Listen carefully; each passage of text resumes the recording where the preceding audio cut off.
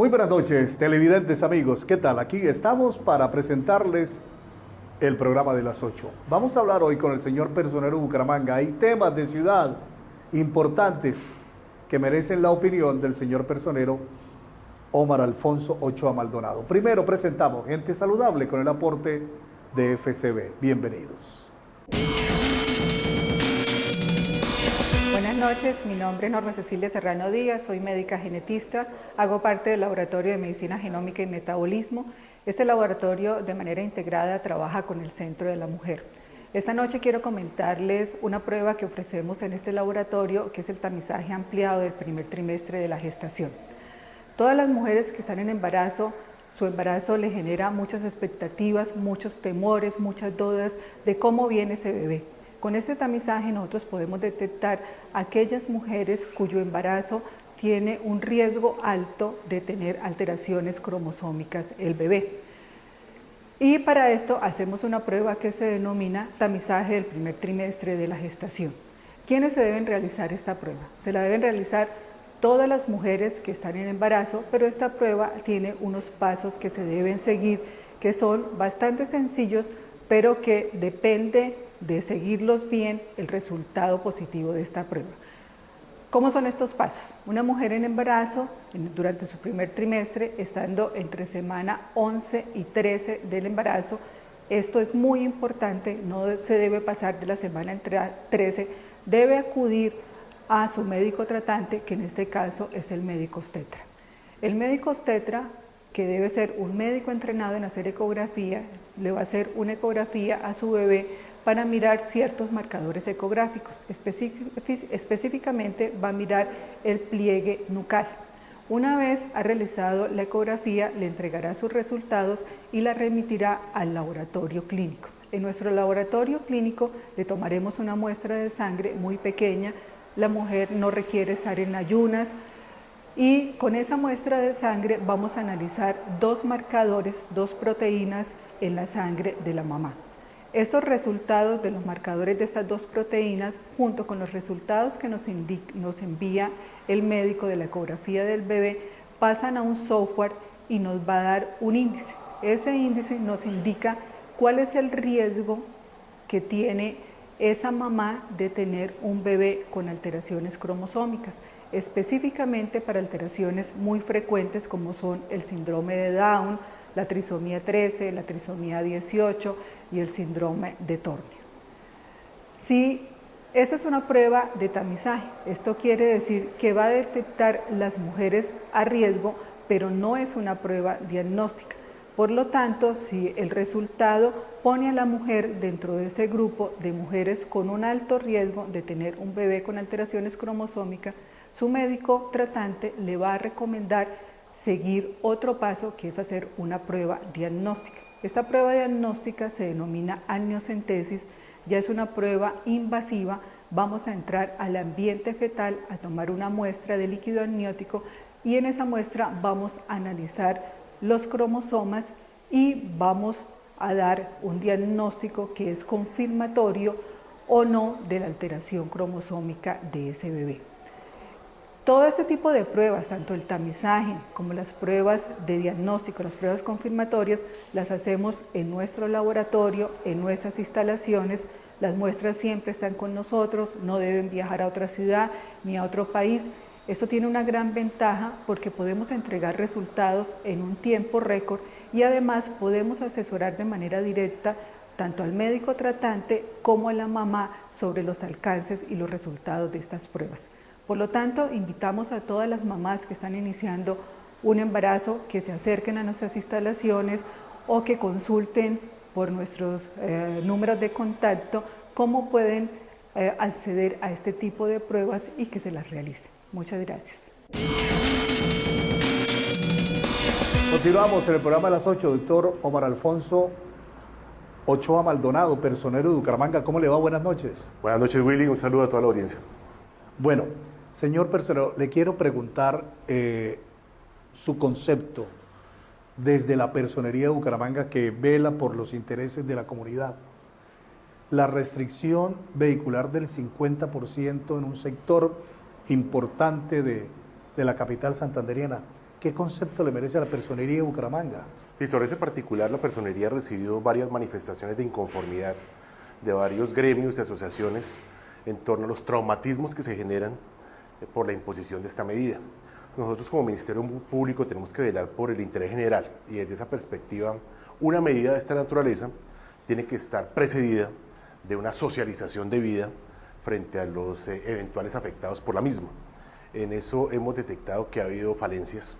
Desafortunadamente la medida no fue socializada adecuadamente para que los gremios y los usuarios pudieran manifestar el impacto negativo que iba a tener este tipo de medidas que se adoptaron por la administración municipal.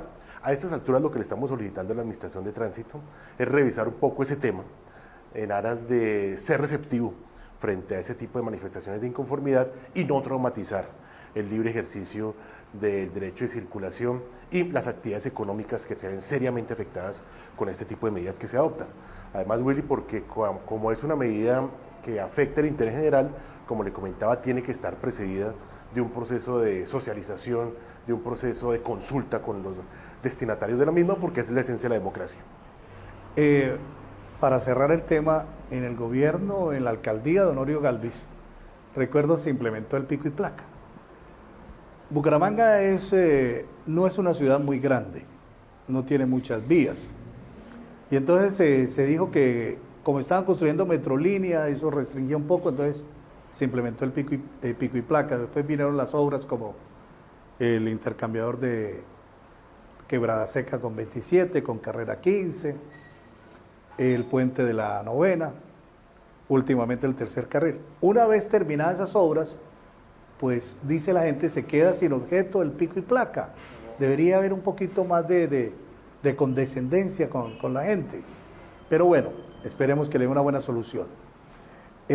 Señor personero, quiero preguntarle, porque fue noticia de grandes titulares hace pocas semanas, que la alcaldía de Bucaramanga a la Contraloría de la Personería le iban a bajar el presupuesto. ¿De qué manera se ve afectada la personería de Bucaramanga? Sí, ese fue un golpe que se gestó a las finanzas de esta entidad. El alcalde municipal tiene la facultad privativa en materia del gasto. Él estructura el presupuesto del municipio y entidades como la Contraloría y la Personería. Legalmente se establece que el presupuesto de la personería puede ser hasta el 1.6% de los ingresos corrientes de libre destinación que tiene el municipio. El término legal es hasta. Históricamente siempre se ha manejado un promedio superior al 1.4%. Conscientes de las restricciones presupuestales, presentamos un proyecto de presupuesto muy austero, muy ajustado a las necesidades reales de la entidad y no pedimos, como se ocurre con la mayoría de las personerías del país, el 1.6%. Pedimos el 1.4% en un ejercicio de austeridad y responsabilidad fiscal. Sin embargo, la administración simplemente indexó con la inflación proyectada por el Banco de la República la partida asignada antes, nos aumentó el 5.7%, lo cual en la práctica implica que vamos a retroceder por cuanto nada más el aumento de los funcionarios de planta va a estar oscilando el 7.5%. Entonces ya estamos deficitarios en materia del presupuesto en relación con el año anterior. ¿Eso qué va a implicar en la práctica? Afectación de los programas sociales que la personería tiene en materia de derechos humanos, en materia de servicios públicos domiciliarios, en materia de atención a la ciudadanía en diferentes frentes de acción, en donde hemos previsto una serie de programas que beneficiaban sobre todo a la población más vulnerable. Sin embargo, conscientes de que no tuvimos esa receptividad en la administración, no vamos a permanecer inermes frente a esa situación y estamos auscultando otro tipo de fuentes de financiación, estructurando proyectos de inversión que nos permitan someter a consideración de los OCAT departamental y municipal para obtener recursos de regalías, o también, aprovechando la coyuntura del posconflicto, poder también explorar la posibilidad de acceder a recursos de la cooperación internacional. Si tenemos en cuenta que el presupuesto de Bucaramanga es entre 900.000 millones, 1 billón de pesos, ese 1.4%, ¿a cuánto asciende más o menos? No pasa de ser más del 0,01% del total del presupuesto del municipio. Es decir, es una partida ínfima en comparación con el presupuesto del municipio, que sí nos hubiera dado un gran aire para poder responderle mucho más eficazmente a la ciudadanía máximo en una ciudad en desarrollo, un polo industrial como el nuestro, que demanda también de parte de la personería un accionar permanente de acompañamiento a los diferentes procesos sociales. ¿Cómo está su nómina de empleados y de contrato de prestación de servicios? Es una nómina muy corta, tenemos solamente 22 funcionarios de planta que tienen que atender cerca de 650.000 habitantes a lo largo y ancho de nuestro municipio. Tenemos unas restricciones en cuanto al tema presupuestal. Nuestros contratistas son los que menos ganan.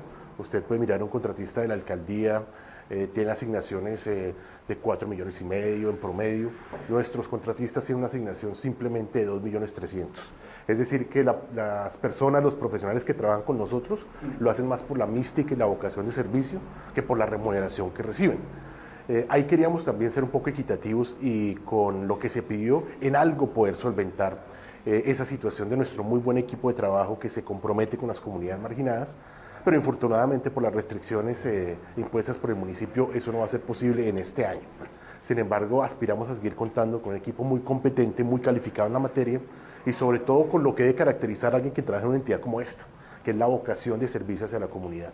Permítame, señor personero de Bucaramanga, una breve pausa y ya regresamos.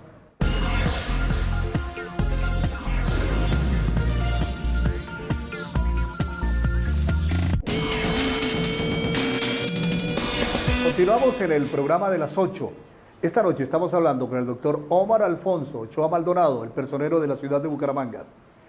Doctor Omar Alfonso, quería preguntarle, porque el fin de semana, a través de las redes sociales, salieron una serie de fotografías donde mostraban alimentos que se están repartiendo en las escuelas y colegios de la ciudad, y al pie del tomatico que lleva el almuercito había un gusanito.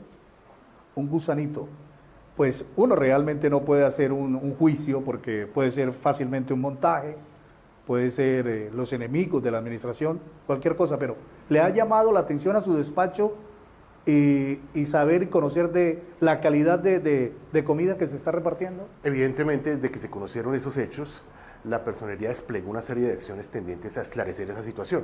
Nos preocupa mucho la situación alimentaria, sobre todo en la primera infancia. Sobre ese particular, sostuvimos mesas de trabajo en la que participó la rectora de la institución educativa en la que ocurrió ese hecho, la Secretaría de Educación, que es la entidad gubernamental responsable de la prestación de ese servicio, el operador o contratista del mismo, y convocamos también a la comunidad educativa, a los docentes, a los estudiantes, a los padres de familia. Es más, acompañamos el proceso de vigilar que el protocolo de cumplimiento de la conservación y suministro de alimentos se cumpliera cabalmente. Hicimos sondeos con los estudiantes para determinar a quién le había ocurrido esa situación. No recibimos una queja formal que nos pudiera individualizar esa situación, pero ese hecho nos sirvió para potenciar frente a la comunidad educativa los diferentes canales que tienen para poder manifestar inconformidades frente al trámite del proceso de mantenimiento y suministro de alimentos. Y estamos siendo muy reiterativos frente a la comunidad educativa, frente a los niños sobre todo, que cuando tengan alguna situación de estas lo manifiesten a través de los conductos establecidos al interior de la comunidad educativa. En este caso no logramos individualizar la situación que supuestamente había ocurrido con alimentos descompuestos. Lo que se pudo evidenciar es que los protocolos en el suministro se estaban cumpliendo, no obstante lo cual solicitamos un informe técnico a la interventoría de esos días en los que supuestamente ocurrió ese hecho para validar técnicamente que efectivamente se dio cumplimiento a todos los protocolos del mantenimiento de la cadena de custodia y del mantenimiento de esos alimentos desde el momento en el que el operador los procesa hasta el suministro final a los estudiantes, que nos preocupa mucho la salud de los niños.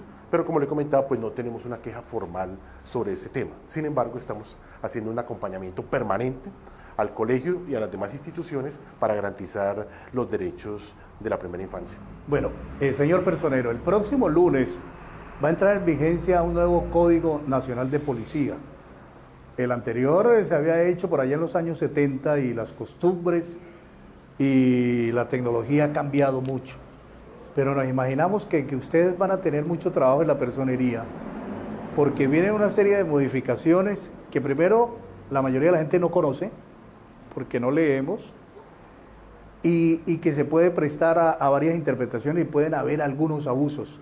¿Cuál es su concepto? ¿Cómo se prepara personería para esa vigilancia especial sobre el nuevo Código Nacional de Policía. Sí, es una herramienta normativa que el país estaba en mora de adoptar. Como usted lo señala, nuestro código vigente se originaba en la década de los 70, las circunstancias sociales han cambiado radicalmente y nos encontramos precisamente en una coyuntura de posconflicto, en donde si queremos llegar a una paz realmente estable y duradera, debemos contar con mecanismos que permitan solucionar los conflictos que surgen al interior de los barrios, al interior de las comunidades, que es donde se presentan los mayores índices de violencia por temas de intolerancia. Precisamente el código lo que pretende es ser una herramienta que permita brindar elementos para solucionar pacíficamente los conflictos que puedan surgir con los vecinos, los conflictos que puedan surgir al interior de los barrios y las comunas, y ahí tenemos un papel preponderante en materia del acompañamiento a la policía en todos sus procedimientos con el ánimo de velar por los derechos ciudadanos. Evidentemente este es un código que le otorga unas facultades especiales a la Policía Nacional. Para el ejercicio de las mismas tienen que contar con la participación del Ministerio Público en aras precisamente de evitar eventualmente que se desborde el uso de la fuerza y también que se cumplan cabalmente los protocolos de respeto a los derechos de los ciudadanos. Pero creo que va a ser una buena iniciativa. Tenemos grandes retos, tenemos que coordinar muchos esfuerzos con el alcalde municipal y con la Policía Nacional. Tenemos muchas responsabilidades en esa materia que nos da el código y que son retos que van a terminar redundando en beneficio de la ciudadanía si contamos con la coordinación adecuada entre las diferentes autoridades. Muy bien, me quedan dos últimas preguntas, el tiempo nos apremia, pero le quiero preguntar, ¿cuál va a ser, qué papel importante cumple las personerías con el posconflicto en nuestro país? ¿Cómo lo avisora usted, señor personero? Sí, en los mismos diálogos de La Habana se plasmó en los documentos finales que el Ministerio Público debería tener un papel muy protagónico en la implementación de los acuerdos, precisamente con enfoque territorial y regional. Y eso tiene toda la racionalidad, porque los personeros somos los defensores de los derechos de la ciudadanía y en especial de los sectores más vulnerables. En municipios con presencia de grupos armados va a ser muy enfática en esta primera etapa la participación de los personeros, pero en ciudades como la nuestra el impacto se va a ver en el mediano plazo. Según el desarrollo de los acuerdos estamos en una etapa de reinserción, pero en una etapa de reintegración que es de más largo aliento, para la cual tenemos que prepararnos como ciudad para recibir desmovilizados de estos grupos y brindar las posibilidades económicas y sociales de integración auténtica al aparato productivo para que sea sostenible en la legalidad la permanencia de estas personas. La experiencia internacional muestra que el fracaso de los procesos no se da en la primera etapa de reinserción, se da en la etapa de reintegración. Ahí tenemos un papel fundamental de alistamiento institucional, no solamente con el Estado, sino con el sector privado, para abrir plazas que permitan la incorporación de estas personas al aparato productivo y de esa forma evitar que se disparen, por ejemplo, los índices de inseguridad, como ocurrió en otras latitudes en procesos similares. Muy bien, y en el último minuto de nuestro programa le pregunto, señor personero, el viernes se va a reunir usted con todos los personeros del departamento. ¿Cuál es el fin primordial de esta nueva reunión? Es fundamental unificar esfuerzos a nivel del Ministerio Público Territorial frente a los desafíos inminentes, tanto en la implementación del Código de Policía como el tema del posconflicto.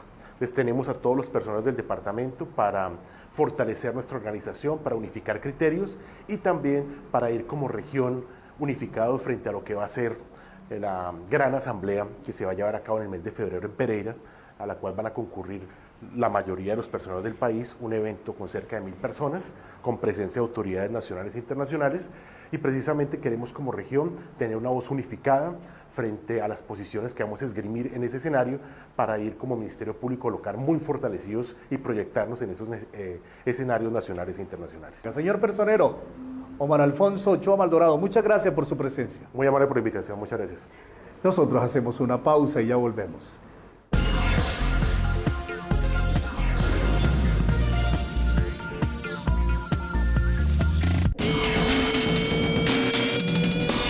Y ahora, en el programa de las 8, temas económicos con el apoyo de Financiera como Ultrasan.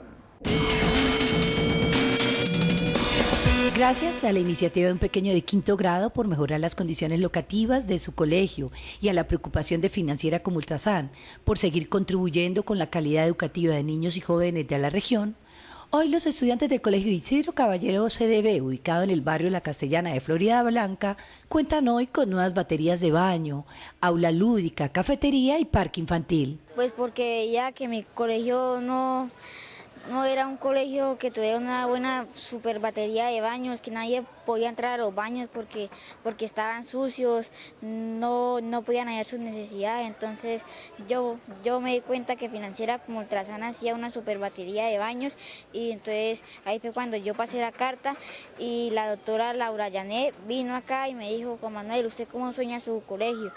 Y ella me dio más de lo que yo quería, o sea, me dio un salón de lúdicas y una cafetería y un parque. Son 210 los estudiantes beneficiados con esta inversión hecha por Financiera como Ultrasan. Bueno, en el colegio Isidro hay aproximadamente 210 niños y la inversión que estamos realizando en el colegio es alrededor de 250 millones de pesos. Quiero también ahí manifestarles que para este año la Financiera como Ultrasan tiene programado invertir en este tipo de aportes a la comunidad educativa, una cifra un poco mayor a los 4.000 millones de pesos. Y en estos últimos 8 años hemos invertido un poco más de 12.000 millones de pesos, impactando a 129 instituciones educativas en Santander, en la zona rural. Para el municipio, este tipo de donaciones, sin lugar a dudas, ayuda a fortalecer la calidad de vida de la comunidad, pues ya son 6 donaciones hechas por Financiera como Ultrasan en Florida Blanca, cumpliendo así con su compromiso de ayudar a fortalecer la educación en la región. Bueno, es muy importante que hoy Financiera como Ultrasan se haya vinculado con la educación del municipio de Florida Blanca. Obras como estas son importantes y trascendentales para que día a día nuestras nuevas generaciones de florideños, que son el presente y el futuro de nuestra sociedad, puedan contar con un confort mucho más amplio, puedan contar con una calidad educativa mucho mejor, y que en últimas la educación, que es el eje central de toda la ciudadanía y la sociedad, pueda darse de una mejor manera y de una manera eficiente. Terminamos por hoy. Gracias por su sintonía. Felices sueños.